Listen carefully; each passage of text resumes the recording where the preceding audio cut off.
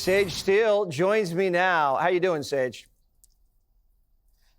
Every time I come on with you, you make me want to start by rolling my eyes or pulling my hair out.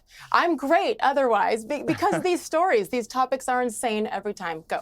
How crazy do you think this guy is, and how much damage could he do to New York? For a city that I thought had already been so greatly damaged, I was wondering, can it ever come back to the days of Rudy Giuliani, who cleaned it up beautifully? You're there. So much more damage can be done.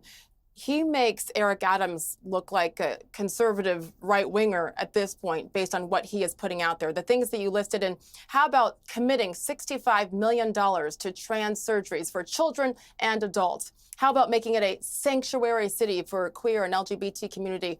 And those are just a couple of things. I love what you mentioned about the grocery stores, government run, because everything else run by the government anywhere, much less New York City, is so brilliantly done, isn't it? This is scary to me, but you got to kind of point the finger at obviously those who are voting this way. But for the Democrats to put this out as their candidate, this guy, against Andrew Cuomo, yeah. I understand the dilemma there. Kamala's stepdaughter talked about the trauma it took as she was heading towards the to vote last night. And I mean, this is traumatic. What they're about to do to the city absolutely is traumatic, and it breaks my heart because I love where you are, but I have no desire to go back because of it. And it's already bad. Think about what's happened since COVID, right? With all of the housing, with these office buildings empty, the real estate prices dropping, people leaving in droves. This is only going to make it even worse, I think. It's one thing to be a liberal, a classic liberal. I know a ton of classic liberals who do not agree with socialism, though, and that is what is about to happen. So you got to now root for Eric Adams. I mean, I can't believe we're saying it, but he might be the only hope here. I mean, they had government-run grocery stores in the Soviet Union, and there was a famine. If you think the lines are long enough already to wait to get bread, just wait until the government's running it. The baby boomers, the Bidens, the Nancys, the Hillarys, the Cuomos, they've been trying to keep a lid on this radical wing of the party for a long time. Is the genie out of the bottle? Is there no going back?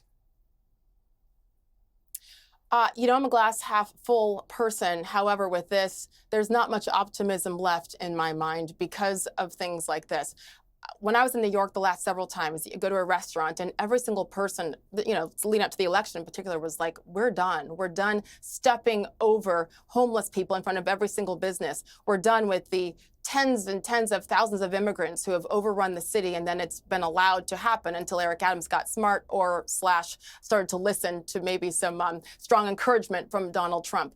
To me, New York is on the verge of being San Francisco, which says a lot. One of my previous favorite cities as well, but no longer because of what they have allowed to happen to it. The Democratic Party is void of leadership altogether right now. I mean, what is a leader? Someone to coach, someone to inspire, someone to uplift, someone to hold you accountable.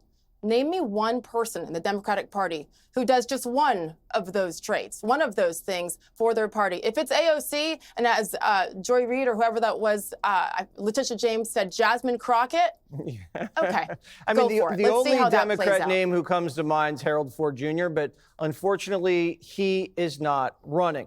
You know what? It couldn't just become San Francisco, Sage. We over here could become L.A., and there could be riots. If Homan's Ice guys come in to pick up some bad hombres and Zoran the Destroyer comes in with his Molotovs, I mean, we might just have to send Johnny out here to get some footage. And, that's a little dangerous. Might. I do love when he was there against Homan there, right? Spewing whatever he was spewing, but it's like in sports, hold me back, hold me back. Guys like that. I'm sure Homan was shaking in his boots when he came out in that organic mode there. It was comical to watch, but it's not funny when you think about what New York City is on the verge of. I really thought there was hope based on what happened in New York and really so many other people coming out, the black vote up in New York City in 2024. And now look, but this again goes back to the candidates that you hand people. You thought they learned after Cuomo, and now look. So I'm sad, but hopeful, I guess, because this is America. and anything can happen. Go out there and bribe some people. Come on, Jesse, you're out there.